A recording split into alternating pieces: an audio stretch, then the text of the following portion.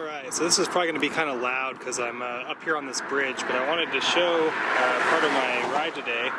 I'm doing a range test because I just added another 5,000 milliamps, another 5 amp hour battery packs, and I'm running 5 up here and 10 back here. But yeah, so I'm on this bridge. It goes down into Cathedral Park, which you can see down there. Pretty cool spot. They actually do a lot of like jazz festivals and things, like music festivals. But anyway, so I came over. Basically, you can't see the road. You can kind of see it where the cars are over there.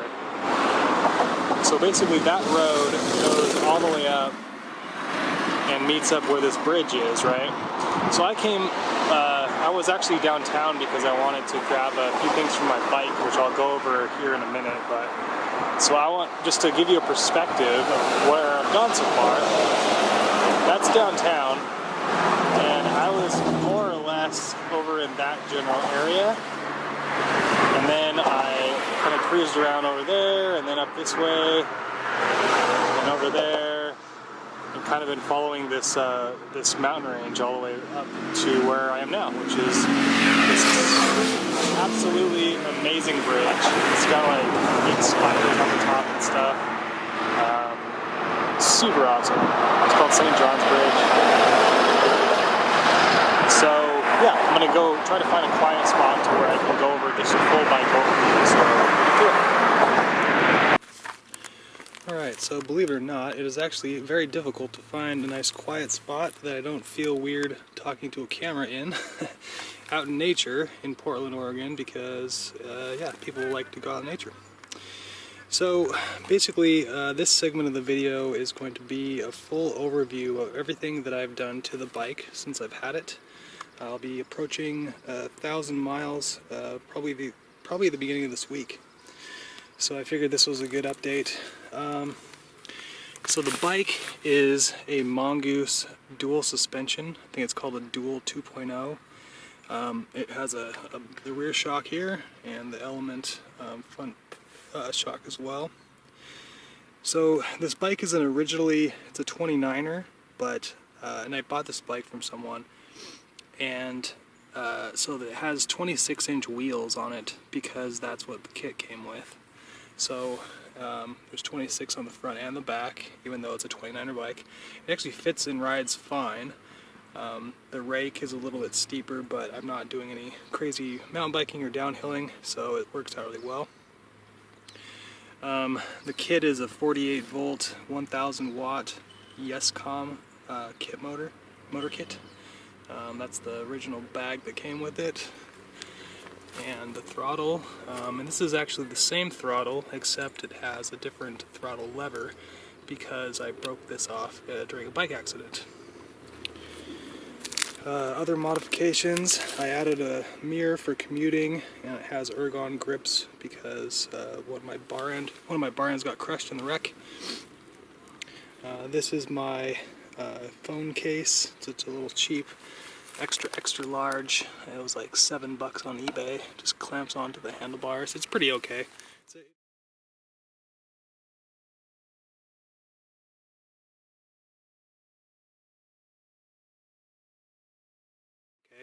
It is waterproof, so that's all I need it for. Planet Bike Light.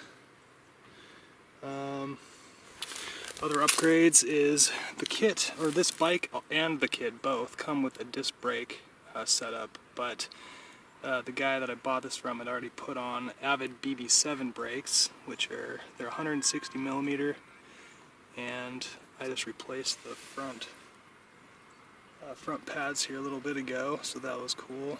Now it brakes just fine. The rear brake doesn't work nearly as well, but it's also an Avid BB7. It's mainly because the wheel is so heavy. Let's see, I'm running Schwalbe Marathon, just the original green strip in the back, and I just bought this new Surface Drifter tire for the front because the guy originally had Hutchinson Acrobat tires, and I already got a flat on both front and back, so I decided to upgrade to something that hopefully won't get punctured at all. So I went with really heavy duty tires and just standard inner tubes. The other upgrade is this bottom bracket is a Shimano UN55. It's a 68 millimeter by 122.5 spindle length, and I upgraded from it's like the old style bottom bracket that came with the bike. And I had plans to change out the crankset, and I was debating whether to go with a larger tooth size on the larger sprocket, but after a lot of thought, I've decided to at least keep the same gearing, which is 42 tooth as the highest gear, and it's a 6-speed in the back. Yeah, because basically I can pedal all the way up to like 19-20 miles an hour, and obviously the throttle can carry me much beyond that, but you know, you really should be staying around 20 miles an hour anyway in urban environments and things like that. And I found myself feeling, you know, I mean 25 miles an hour is really fast, and when I got into my bike accident I was going probably 20 miles an hour, and it hurt a lot. So you know, I think people should be more careful and, you know, not worry about how fast their e-bike goes.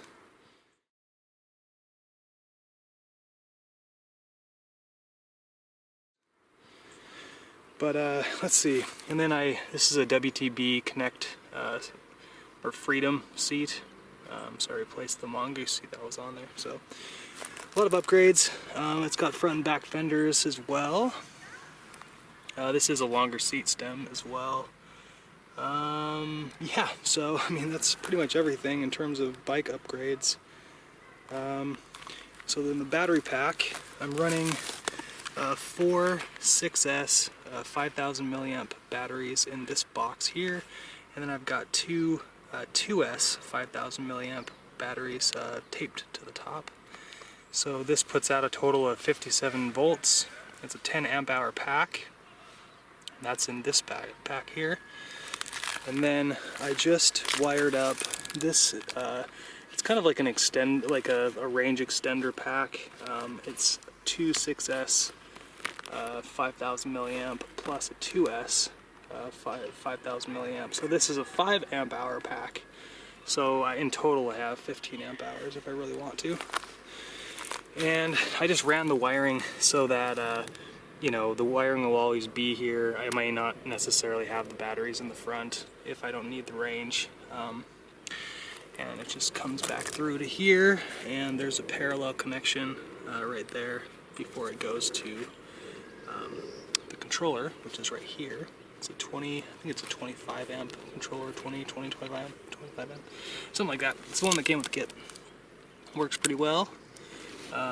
So I am overvolting the motor. If you were to do the math, you know, 57 volts is what this puts out fully charged, and the same with the front. So 57 total.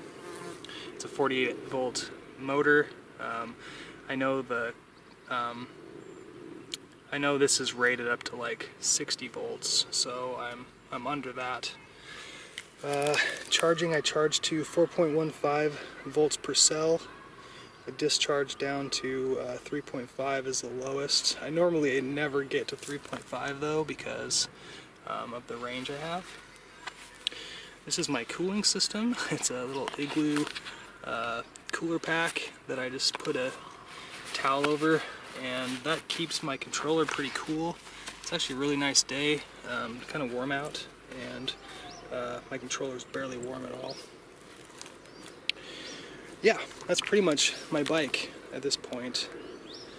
I feel like it's finally done, and I feel safe about riding it, you know, to work and back. I have ridden tons and tons of times, and just with this back battery pack.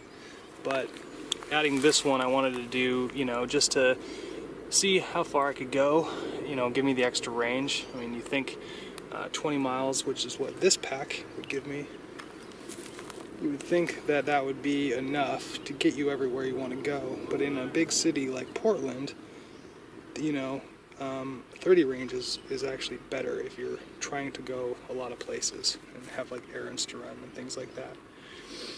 So I stopped by REI downtown and picked up a few things. I bought another tube.